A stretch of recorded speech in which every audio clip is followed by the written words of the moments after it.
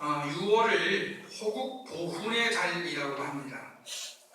호국 보훈이라는 말은 나라를 지키기 위해서 자기를 희생하는 분들의 공로에 보답한다 하는 말입니다. 1392년 이성계가 세웠던 조선이 518년의 수명을 다하고 1910년 국권을 일본에 완전히 빼앗기고 일본의 식민지가 됩니다. 하지만 나라를 빼앗긴 우리나라 사람들은 1919년 3.1 운동을 일으키게 되고 3.1 운동이 계기가 돼서 3.1 운동 전후에서 임시정부가 7개가 생겼다고 합니다. 그리고 그 후에 상해 임시정부로 통합이 되었다고 합니다. 그 후에 많은 애국지사들이 국내외에서 독립운동을 했지만 뜻을 온전히 이루지 못하다가 태평양 전쟁에서 일본이 미국에 패배해서 항복한 후에 1945년 8월 15일 우리나라는 독립하게 되었습니다. 우리나라는 독립했지만 온전히 스스로 독립하지 못했기 때문에 남쪽은 미국이 점령을 하고 북쪽은 소련이 점령을 합니다. 남쪽에는 이승만이 지도자로 세워지고 북쪽에는 김일성이 지도자로 세워집니다. 북쪽의 김일성은 공산주의자였고 철저한 공산주의자였고 남쪽의 이승만 대통령은 철저한 반공주의자였습니다. 남북은 처음에 단일 정부를 세우려고 했지만 이루지 못하고 결국 남북이 각각 정부를 수립하고 남북이 분단이 됩니다. 결국 1950년 6월 25일 주일 새벽에 북한군이 남침해서 3년간의 참혹한 전쟁을 치르고 난 다음에 1953년 7월 27일 월요일날 휴전협정이 이루어집니다. 그리고 공식적으로 아직까지 전쟁을 완전히 끝내지 못한 상태입니다. 그러니까 지금 우리나라는 아직도 전쟁 중입니다. 하지만 이제 북미 정상회담을 앞두고 과연 북한이 핵무기를 포기하고 제한적이겠지만 개방을 해서 한반도에 어느 정도 평화가 깃들 수 있을지 온 세계가 주목하고 있습니다. 이런 가운데 우리 그리스도인들은 우리나라가 예수님 안에서 평화적으로 통일되게 해달라고 하나님께 기도하고 있습니다. 성경적으로 보면은 한반도는 하나님께서 한반도에 사는 사람들에게 주신 기업입니다. 이 성경에서 기업이란 우리가 보통 쓰는 기업의 의미가 아니죠. 우리는 기업하면 뭐 삼성이다, 뭐 LG다, 현대다 이런 회사들을 생각하는데 성경에서 말한 기업은 하나님께서 분배해 주신 땅을 얘기합니다. 하나님의 백성들은 하나님이 주신 기업을 받습니다. 그리고 일종의 권리를 갖게 됩니다. 그리고 그 기업을 잘 책임질 의무가 있습니다. 오늘은 호국 보훈의 달 6월을 맞아서 에스라서 말씀을 살펴보겠습니다. 에스라는 이스라엘이 망해서 바벨론의 포로가 된 후에 자기 조국의 회복을 위해서 헌신한 사람입니다. 이스라엘은 모세를 통해서 애굽에서 나온 후에 여호수아의 지도하에 이스라엘 땅을 차지하게 됩니다. 그 후에 사사 시대를 거쳐서 사울이 초대 임금으로 세워지고 다윗이 2대 임금이 됩니다. 다윗의 아들 솔로몬 때 이스라엘의 국력은 제일 강해지지만 솔로몬이 죽은 후에 이스라엘은 남과 북으로 갈라집니다. 그래서 이후에 이스라엘을 남유다, 북이스라엘이라고 부릅니다. 이스라엘이라는 명칭은 남유다와 북이스라엘을 통칭하는 것이기도 합니다만 이렇게 구분해서 북이스라엘이라고 부르기도 합니다. 북과 남으로 갈라진 이스라엘은 각각 아수르와 바벨론에 의해서 멸망당합니다. 하나님은 이스라엘이 망하기 전에 선지자들을 보내셔서 반복적으로 경고하셨습니다. 우상 숭배하지 말아라, 죄를 버려라, 불의를 행하지 말아라 반복적으로 경고를 하셨어요. 회개하라고 말씀하셨습니다. 그러나 이스라엘은 우상 숭배를 계속했고 뿌리를 버리지 못했습니다. 그리고 결국 멸망하게 되었습니다. 인간적인 눈으로 보면 이스라엘은 국력이 약해서 망할 수밖에 없었다라고 말할 수 있습니다. 그러나 성경은 결코 이런 국제 관계 속에서 이스라엘의 멸망의 원인을 찾지 않습니다. 성경은 처음부터 끝까지 하나님과의 관계가 잘못돼서 이스라엘이 망했다라고 말씀합니다.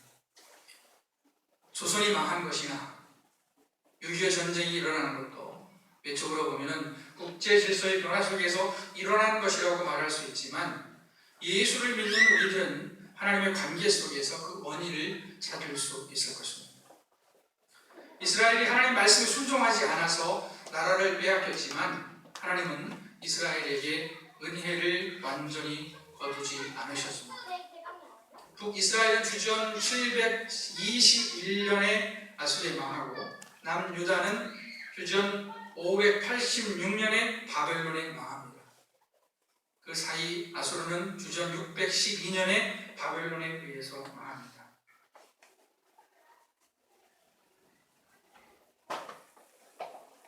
그리고 바벨론도 결국 바사, 즉 페르시아에 의해서 망합니다. 앞선 그 아수르나 바벨론은 식민지의 문화와 종교를 완전히 말살한 정책을 썼습니다. 그러나 새로운 제국 바사, 즉 페르시아는 식민지의 문화와 종교를 존중하는 정책을 씁니다. 덕분에 이스라엘도 고토로 돌아가서 성전을 다시 세울 수 있는 기회를 가지게 됩니다. 일찍이 이스라엘이 망하기 전에 선지자 예레미야는 이스라엘이 70년 만에 회복할 것이다 라고 예언을 합니다. 바사, 즉 페르시아의 왕 고레스가 이스라엘로 하여금 예루살렘 성전을 다시 세울 수 있도록 허락하는데 이것은 예레미야의 예언이 이루어진 것이다 라고 말할 수 있습니다. 고레스의 허락으로 예루살렘에 돌아온 이스라엘은 스룹바벨을 중심으로 해서 예루살렘 성전을 다시 세웁니다. 예루살렘 성전을 세우는 과정은 매우 어려웠습니다만 끝내 성전을 세우고 이스라엘의 가장 중요한 절기인 유월절을 지킵니다. 그리고 그 후에 등장하는 인물이 바로 에스라입니다. 에스라는 바사 왕 고레스와 다리오 왕이 죽고 아닥사스다가 왕이 되었을 때 예루살렘으로 돌아갑니다. 고레스, 그러니까 바사의 왕이 첫 번째는 고레스예요. 두 번째는 다리오, 그리고 세 번째 아닥사스다인데 이 아닥사스다 때 에스라가 이스라엘로 돌아옵니다. 에스라는 율법 학자였고 제사장이었습니다. 율법 학자여 제사장으로서 에스라가 한 일은 바로 이스라엘을 하나님의 말씀 위에 세우는 일이었습니다. 에스라가 대표적으로 한 일은 이방 여자들과 결혼한 사람들을 조사한 것이었습니다. 이방 여인들과 결혼한 것이 문제가 된 것은 이방 여인들을 통해서 우상을 섬기는 문화라고 할까요? 그런 현상이 들어왔기 때문이었습니다. 그리고 느헤미야서에 보면 그 이방 여인들을 돌려보내는 그런 일을 하게 됩니다. 에스라가 살았던 시대와 조건이 우리 시대가 다르기 때문에 에스라가 취한 모든 조치들을 우리가 그대로 따를 수는 없을 것입니다. 예를 들어서 무슨 유월절을 우리가 지킨다든지 또 이방 여인들을 돌려보낸다든지 하는 일을 할 수는 없을 것입니다. 그러나 에스라가 이스라엘을 하나님 법 위에 세우려고 했던 그 정신만은 우리에게도 동일하게 적용될 수가 있습니다. 우선 생각해야 할 것은 우리 정신이 중요하다 하는 것입니다. 사람의 몸이 병들면 고칠 수 있지만 마음이 병들면 고치기 어렵다 그런 말이 있습니다. 똑같은 사람이라도 그 사람이 어떤 생각을 가지고 있느냐 하는 것이 그 사람을 완전히 다른 사람으로 만들 수 있습니다. 그 점에서 에스라가 이스라엘 백성에게 하나님의 말씀을 가르치려고 했던 것은 큰 의미가 있습니다. 오늘 읽은 10절 말씀에 보면은 에스라가 여호와의 율법을 연구하여 준행하며 율례와 규례를 이스라엘에게 가르치기로 결심했다 하는 것이 매우 중요한 일이다 하는 것입니다. 에스라는 이스라엘을 살리기 위해서 하나님의 말씀을 이스라엘에게 가르치려고 결심했습니다. 6월 호국 보훈의 달을 맞이해서 에스라서를 읽고 그 말씀을 생각하는 것은 우리나라를 위해서 우리가 할 수 있는 것이 무엇인가를 생각하기 위해서입니다. 요즘에는 어떻게 보면 나라를 생각하는 마음이 다 없어진 것 같아요. 옛날에는 국산품을 장려한다든지 어쨌든 내국심을 좀 어느 정도 가졌던 것 같은데 요즘엔 다 개인주의화 돼서 또 국제화실에 있어서 나라를 생각하는 마음이 북한 사람들보다 훨씬 못하고 미국 사람들보다도 더 못한 것 같아요. 어쨌든 그래도 우리는 이 땅에서 살고 있기 때문에 우리나라 사람으로서 나라를 생각해야 되는데 에스라서를 통해서 생각을 하려고 하는 것이죠. 에스라는 이스라엘을 말씀 위에 세우기로 결심했습니다. 그렇다면 오늘날 우리나라를 세울 기초가 되는 하나님의 말씀은 어떤 것이 있겠습니까? 구체적인 것들보다 큰 원칙을 생각해야 될 것 같습니다. 우리가 이미 잘 알고 있는 사실들입니다. 우리가 지켜야 할 첫 번째 원칙은 하나님을 경외하는 신앙입니다. 우리나라 사람들도 예로부터 하늘을 두려워했죠. 하늘이 두렵지 않느냐라고 얘기를 했습니다. 성경에도 우리에게 하늘의 하나님을 경외하라라고 명령합니다. 하나님은 태초에 천지를 창조하신 분입니다. 그리고 하나님께서 창조하신 온 우주는 여전히 하나님의 섭리 안에서 운행되고 있습니다. 따라서 모든 사람들은 하나님을 경외해야 됩니다. 또한 하나님을 경외하는 것이 또 나라를 위하는 것이 될 것입니다. 창세기에 나오는 소돔과 고모라가 왜 망했습니까? 하나님을 두려워하는 마음이 없었기 때문입니다. 경외하는 마음이 없었기 때문입니다. 하나님이 만들어 놓으신 법을 노골적으로 무시하고 오직 쾌락에 빠져 살았기 때문입니다. 극도의 쾌락주의에 빠졌던 소돔과 고모라는 하나님의 불심판을 면할 수 없었습니다. 타락한 인간은 하나님을 거부합니다. 여러분 예수님을 사랑하시나요? 아멘. 하나님을 사랑하시나요? 아멘. 대단한 분들입니다. 근데 원래 그 인간들은 타락한 후에 하나님을 계속해서 거절해 왔습니다. 타락한 인간의 어떤 본성과 같은 것입니다. 타락한 인간은 하나님을 거부합니다. 하나님 없이도 살 수 있다고 생각합니다. 물론 착각입니다. 아무리 하나님을 거부하는 무신론자라도 사실 하나님의 은혜가 없으면 한순간도 살 수 없습니다. 아멘. 만약에 하나님께서 태양을 꺼버리신다면, 하나님께서 공기를 걷어가신다면, 하나님께서 물을 걷어가신다면 어느 사람 누가 한순간이라도 이 땅에서 살 수가 있겠습니까? 그 점에서 봤을 때 무신론자에게도 하나님은 은혜를 베풀고 계십니다. 하나님을 경외하는 것은 동서고금의 덕목이었습니다. 하나님을 경외하는 삶은 우리나라를 살릴 수 있는 기초가 됩니다. 따라서 우리가 나라 사랑 달리 생각할 게 아니라 먼저 하나님을 경외하는 마음을 갖는 것입니다. 또 우리가 지켜야 할 두 번째 원칙은 바로 서로 사랑하는 것입니다. 예수님은 하나님 사랑과 이웃 사랑이 온 율법과 강령이 말하는 것의 핵심이다 라고 말씀을 했습니다. 율법사가 와서 물어봤죠. 어떤 것이 제일 큰 계명입니까? 라고 예수님께 물어봤을 때 예수님께서 말씀하기를 하나님 사랑하고 이웃 사랑하는 말씀이 있는데 그것이 온 선지자와 율법의 강령이다 라고 말씀을 했습니다. 한 공동체가 튼튼히 서기 위해서는 구성원들이 서로를 사랑해야 합니다. 갈라디아서 5장 14절 15절 말씀 보니까 이런 말씀이 있습니다. 온 율법은 내 이웃 사랑하기를 내 자신과 같이 하라 하신 말씀에서 이루어졌나니, 이웃 사랑을 말씀하고 있죠. 만일 서로 물고 먹으면 피차 멸망할까 조심하라 그랬습니다. 물고 뜯으면 서로 멸망한다. 피차 망한다는 것입니다. 우리나라가 세워지기 전에 조선이 있었죠. 조선은 아까 말씀드린 대로 518년의 역사가 있었습니다. 조선은 1910년에 망했는데 조선이 망한 것은 여러 가지 이유가 있겠습니다. 근본적으로 왕정이라는 한계가 있었죠. 민주주의가 빨리 도입이 되지 못했습니다.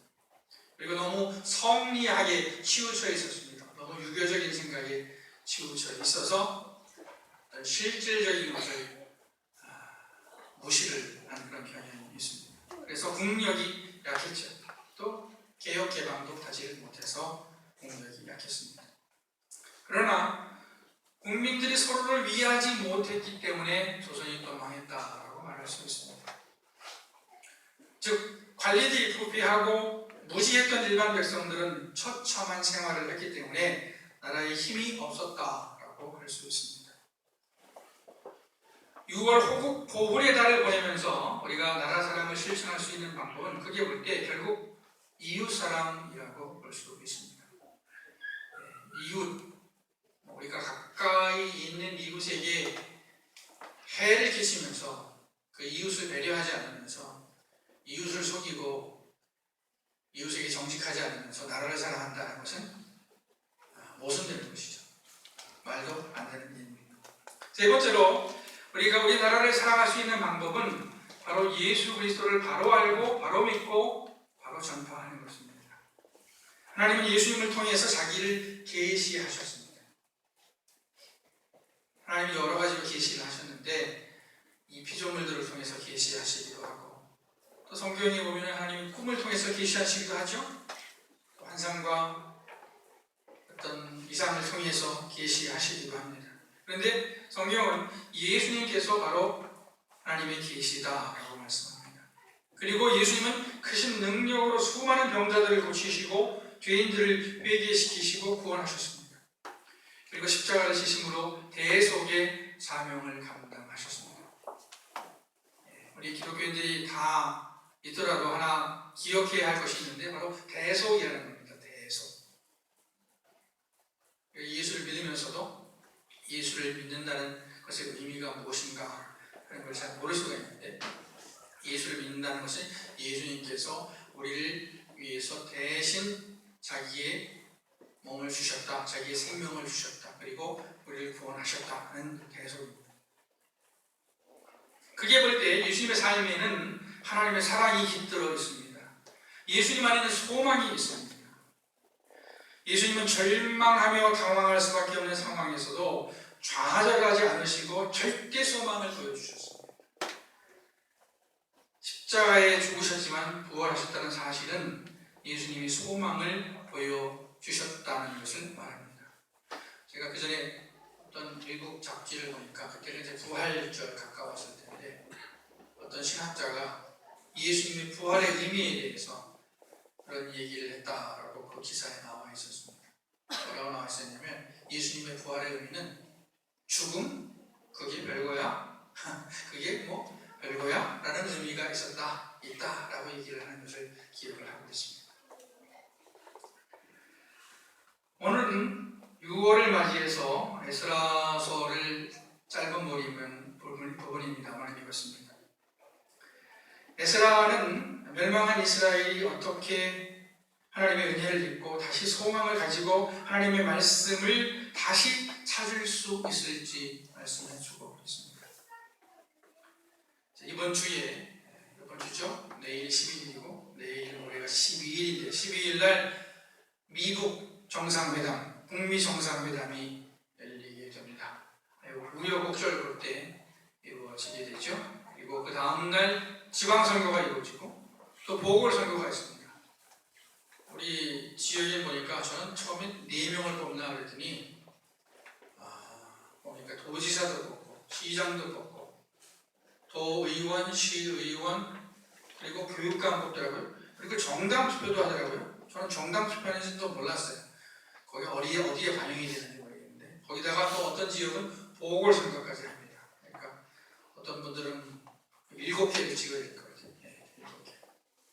국회의원 보궐선거 하는 데는 어쨌든 선거를 하는데 어떻게 보면 이번 주가 우리나라의 운명을 좌우할 수도 있는 중요한 시간이 될 것 같습니다.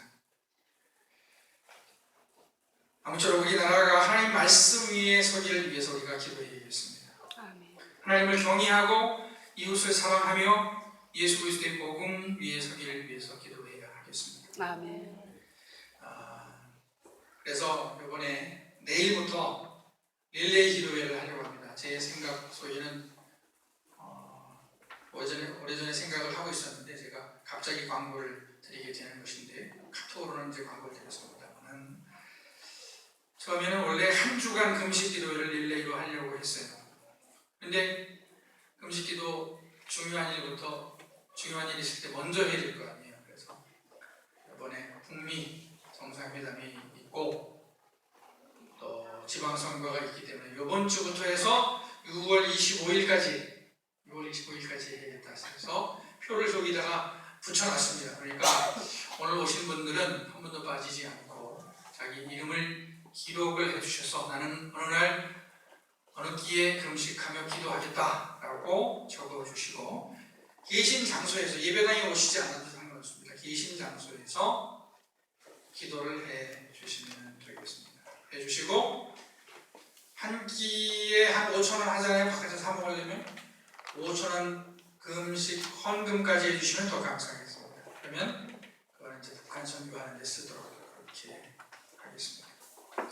이렇게 금식기도 내 마음속에 준비도 안 됐는데 하면 뭔 유익이 되겠나 그렇게 생각하실 수도 있겠습니다만 여러분 충분히 동의되지 않더라도 금식기도 하시면 나라를 사랑하는 마음이 생기고 또 믿음도 생기고 은혜도 받게 될 줄 믿습니다. 아멘. 나라를 생각하는 마음으로 금식기도에 동참해 주시기 바랍니다. 아멘. 기도하시겠습니다. 하나님 아버지 감사합니다.